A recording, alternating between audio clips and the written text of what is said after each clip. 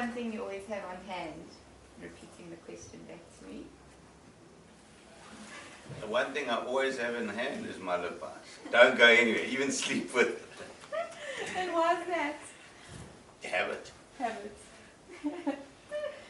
Okay, so night owl or early bird? Repeating the question back. Night owl, early bird. Early bird. Ask the guys in the office, they can get mails at 4, 4:30, and I've held back because I've been up since 3:30. Yeah, no, and then yeah, definitely early bird. So you must try not to laugh so that we don't get the sound of my laugh. Okay, look at the towel one, so you can just make it lighter. Okay. Would you give up family holidays and put work first? Would I give up family? I wouldn't be allowed to give up family holidays and put work first. No, family first. What would you do in a house full of cats? What would I do in a house full of cats? I'd be very happy. I love my cats. So you've got cats and dogs? Cats, dogs, fish, children, wow, it's a zoo. So what would you do if South Africa had sanctions and ran out of lip house? If I couldn't get my hands on lip gloss, I'd use another product. I'd have to resort to Vaseline. Yeah. Okay, we're now just going to get on to the more business questions. Just bearing in mind some of the business questions, we're looking for the answers that we'll use in the edited video for stakeholders, shareholders, landlords, etc. Okay. All right. Can we break it up? Can we do sort of the ones, because the answers, I know what you asked, if you're asking for induction. Okay. Let's do those first, Okay. and then, or either way, Okay, and we'll then, do and induction. just tell me when Okay. they sort of, which one. Okay, we'll do induction first. What has been your favorite moment at Jam? Favorite moment for me at Jam has been realizing and seeing the growth in people and career paths being formed with, and there are countless examples of this.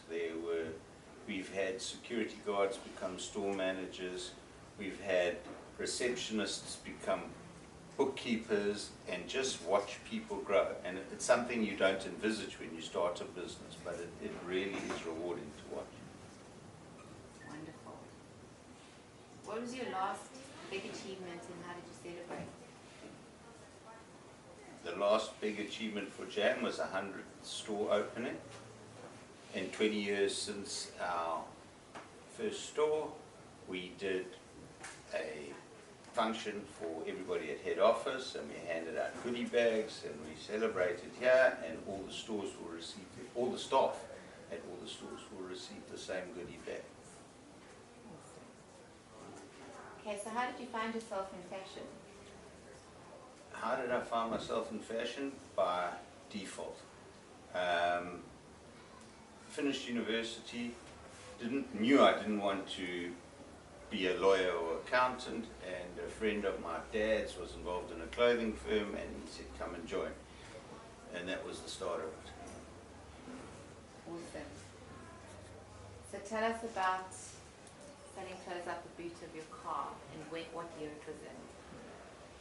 Selling clothes out the boot of my car. So what happened was, by the time I finished school in 81, by start of 88 I'd done university in the army.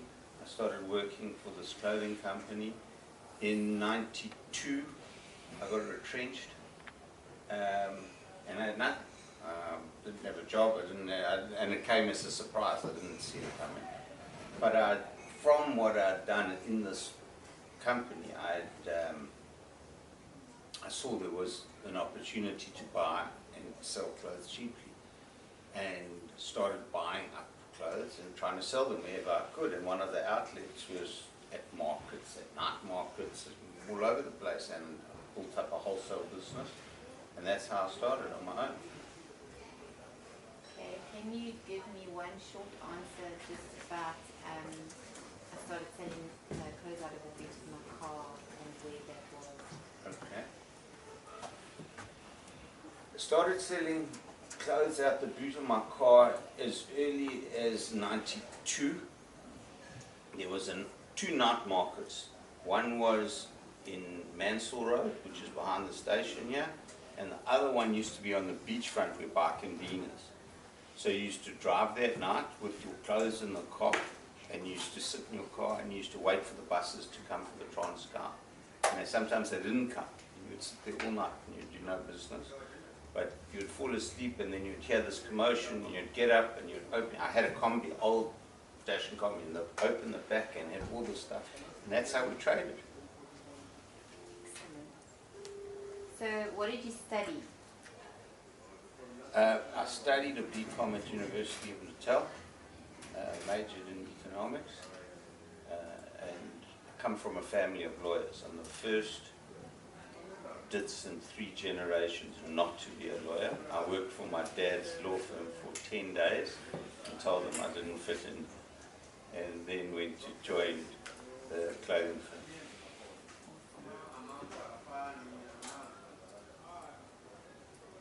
Now that smoothie, I want to ask a question about it. Is that the first thing that you buy on the way to the office, or how do you get that? Or once you just pick it up and... Okay, so I start my day by going to gym in the morning. So either gym or I swim or I cycle. I do some exercise, and then before I leave the gym I pick up my smoothie and I come to work. So how did MD trading become Jam? MD trading evolved into Jam. This is for the induction. Try and keep it short. So, yeah, MD trading evolved into Jam by, we were wholesalers. That's what MD trading was a wholesale business. The short version of the story is we had a wholesale customer in Botswana who then had to open stores in Botswana because we had excess stock and we couldn't get rid of it and we didn't want to bring it back to South Africa. And the first Jam store actually opened in Botswana, and we tried to sell the excess stocks we had there, and it started off doing very well, but it ended up costing us a lot of money, and we actually liquidated that business. So the first Jam store was in Botswana. Then what happened was in 1998 or 97, 98, interest rates went sky high in South Africa, over 20%. And a lot of our wholesale customers went under and we lost a fortune.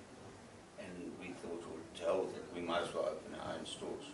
So in December 98, we opened our first store. We had the name Jam, so we just used it. And that's how it started. And you'll see how it's evolved from then. I mean, you'll show all the bits and pieces. Excellent. So won't you then again, like earlier, just give me the one statement of due to interest rates, our initial Botswana initiative became a first store in South Africa in 98. Okay, so initially we had a wholesale customer in Gaborone who needed to open a store. His name was Anthony, Jonathan was the financier, and Michael. And that's the origins of the name Jam. Off camera I'll tell you the story behind getting to that name. And so what happened was in the 90s, Jam Botswana got into trouble. We had to liquidate that business, which we did. At the same time, interest rates went sky high in South Africa, and we lost a lot of money with a lot of our wholesale customers getting into trouble.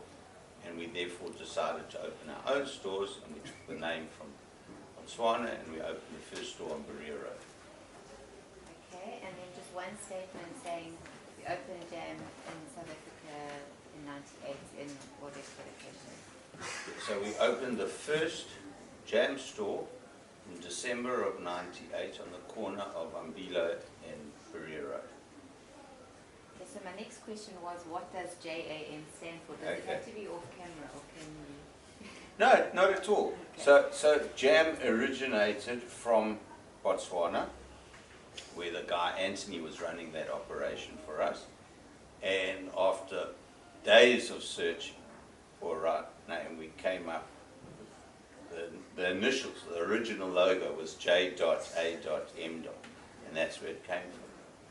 And tell me the three names in the order of JAM, discussing the J is Jonathan. Okay, so the original founding members of JAM Botswana were Jonathan, Anthony, and Michael, J.A.M. Okay, and stop, I've got to tell you a funny story. Yeah. So